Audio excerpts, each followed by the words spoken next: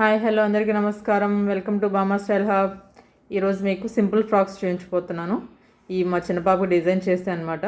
First వచ్చేసి organza క్లాత్తో design చేశాను. అంబ్రెల్లా ఫ్రాక్ ఇది వచ్చేసి పఫ్ స్లీవ్స్ ఇచ్చాను. సింపుల్ నెక్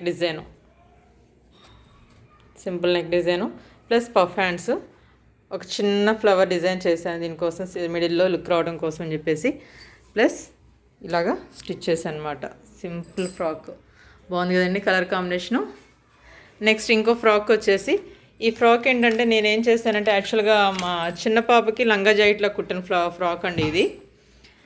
అయితే జాకెట్ వచ్చేసి షార్ట్ అయిపోయిందనమాట. పాపకి జాకెట్ కూడా పట్టట్లేదు.